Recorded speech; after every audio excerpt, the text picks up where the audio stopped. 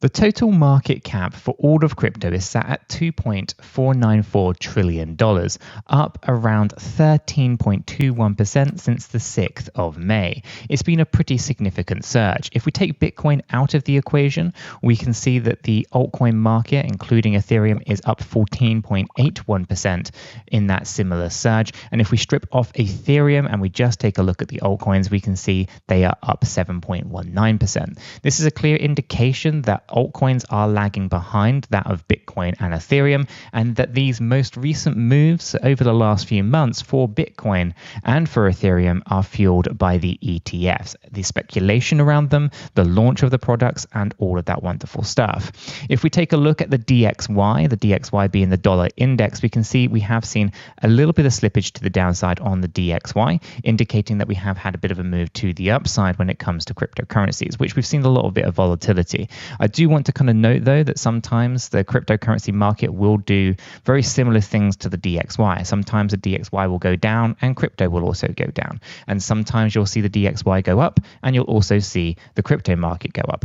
Although for the most part, these should, and for the majority of times, be the opposite. If the DXY goes up, then cryptocurrency goes down. And if the DXY goes down, cryptocurrency goes up, right? So we have seen a little bit of volatility recently. Over the last few days, since the 16th of May, for example, we've seen the DXY move up about 0.99%, and we've seen the cryptocurrency market move down. Okay, so there's a correlation between these things. Basically, it is that the DXY is going up, the dollar is worth more, and therefore your currencies, the amount that you get is changing in relation to that. Now, obviously, different pairings will have different outcomes. For example, we usually use USDT, which is dollar-backed, so the DXY is going to have a pivotal role to that. If you're looking at things against, let's say, the Australian dollar or the pound sterling, for example, or the euro, then obviously the DXY is not going to help you with those pairings when it comes to Bitcoin.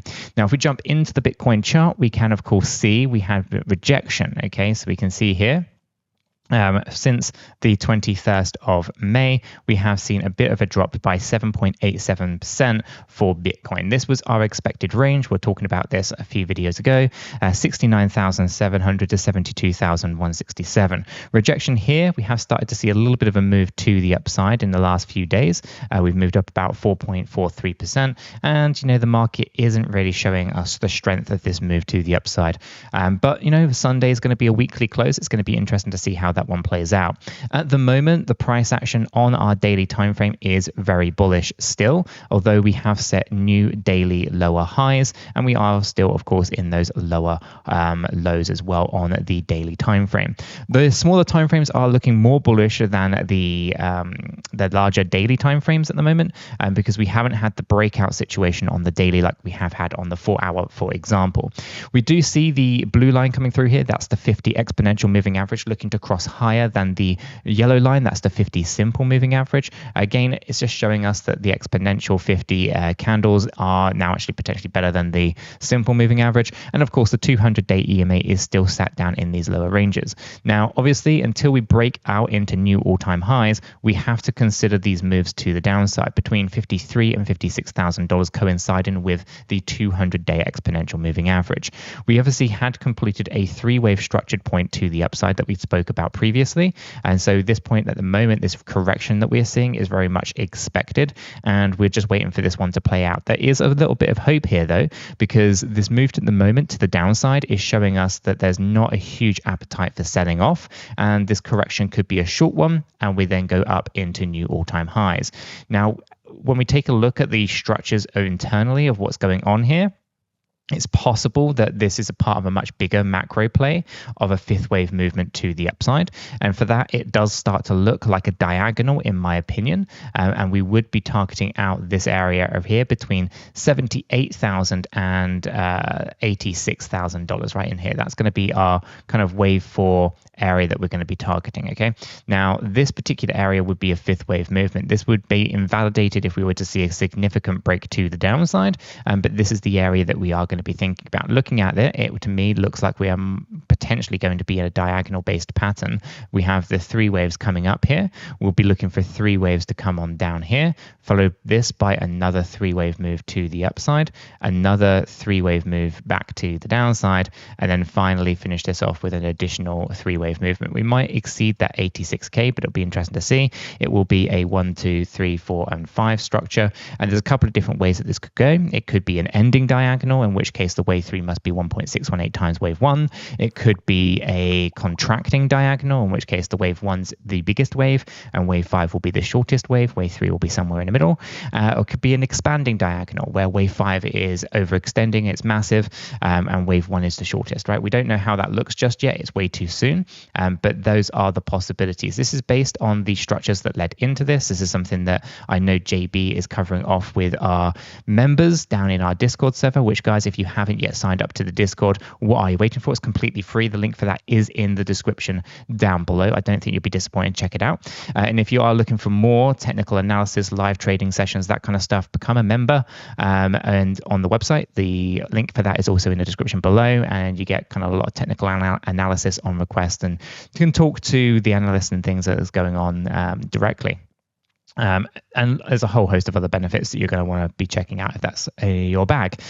So for the most part, we can see that playing out here. Now, if we turn on the VPVR, which is essentially showing us the volume profiles for BTC, I'm just going to zoom out and let it recalculate. That's going to show us where the volumes are for BTC and where the volumes are missing for BTC, right? So as we come up into new all-time highs, there are no volumes. This is because obviously we haven't traded there before, and the VPVR only shows you the historical volumes and where they were at the price levels. You can see that this concerning area right here, where there is very little volume and very little liquidity, this happens to fall in line with the 200-day exponential moving average. That is going to be key, because this area is either going to act as support, as there is little selling or buying happening here and we're likely to launch, or we're going to see a complete breakdown from here. It aligns with the idea that the 200-day exponential moving average is your trend filter, and if you're above it and you close above it, then we're bullish, and if you close below it, then we're obviously bearish. There's a huge pocket of volume down here, a little bit lower, heading down towards $42,000.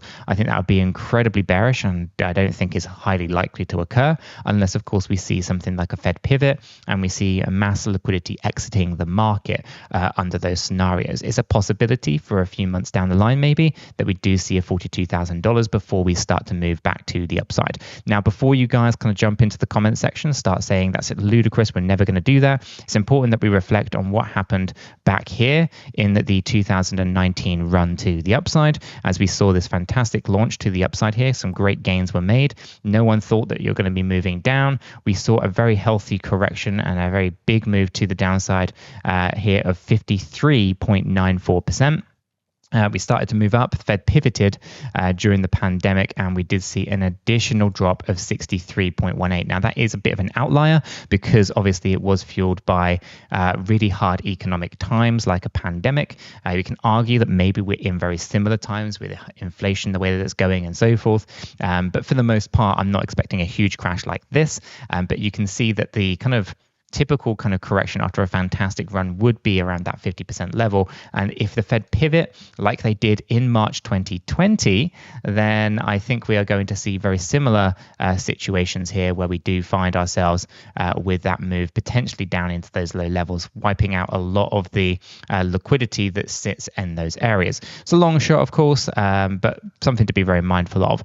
Now, if we throw on the smart money concepts, you can see here equilibrium is sat down at $48,000 to $50,000, and obviously there's some fair value gaps here. We're still in bullish structures. None of that has changed. Everything is looking good, as you can kind of see here. Change of character into bullish state of play, break of structure to continue it, break of structure to continue it. None of that has changed. We haven't had a break of the characterization, so we're still in a bullish characterization for BTC, and everything that's going on right now with the overlapping nature of the candlesticks, everything that you see going on here is just showing us that we are in short-term corrections before we get into that next parabolic run to the upside. Personally, I don't want to see Bitcoin closing lower than the 200-day exponential moving average under any bearish scenario, because I am still bullish on BTC, although I do expect volatility in terms of the price action. Okay, these are very fundamentally different things going on than what maybe a lot of the comments will kind of let you lead you to believe. If you can see here, we have negative red area on the Gaussian channel daily. This is showing us that maximum value was found in this lower range, and we are still in that area at the moment. We did close above the Gaussian channel and we're back inside it. We'll be looking for hopefully finding support and going up a little bit higher in the coming weeks. Now, if we go ahead and bring this up into a weekly time frame, throw the Gaussian channel on, you can of course see that we're well above the Gaussian channel on the weekly. The weekly is looking very, very bullish here for BTC. I'm not terribly too concerned about any of those things. We'll potentially look for back testing towards the 50 EMA, 50 SMA. At some point, I do expect the Gaussian channel on this weekly time frame and the 200 EMA on the weekly time frame to take a steady, sharp turn to the upside in the coming months. That's going to make it easier to test these areas out in time. Every candle is 1 week, so it does take a long time for these averages and these Gaussian channels to change on the weekly time frame. If we throw on the VPVR from a weekly standpoint, I'm just going to zoom out into the previous bullish market here. As I do this, it's going to show you where a lot of that volume sits, and you can see here that the volume has been decreasing as we've been pushing up. This is something I've been talking about for months. You can see it really here quite clearly on the VPVR. This is showing us that there's less of an appetite as we've been continuing to push to the upside. Not unusual, as this rally has been kind of really driven from ETF speculators, ETF volumes, but those volumes are insignificantly smaller than what we had seen previously in terms of bullish markets and so forth. You can see that there was a lot more volume happening back down at these $20,000 levels. There was a little bit happening at around 27,000 and 30,000, but as soon as we kind of broke above 35, we were on a steady decline when it came to volume, and so we are in this kind of danger area on the weekly, but I'm expecting this to be a massive breakout situation rather than a big reversal in the market. So just kind of bear that thing in mind. Now, if I turn the VPVR off and throw on the smart money concepts, you can see here that we've had another break of structure on the weekly. Everything here is still incredibly bullish on the weekly time frame, well above the equilibrium. There's a couple of fair value gaps, of course. We have the 200, the 50, the EMA 50 SMA, all lower than price action at the moment. Everything's actually stacked up really nicely on the weekly time frame from a smart money concepts point of view. If we take a look at the Gaussian channel, it's nice and heavily oversold. We're looking for that progression to the upside. We're not there yet, but we are going to be looking for a fantastic run to the upside, in my humble opinion, over the next few months.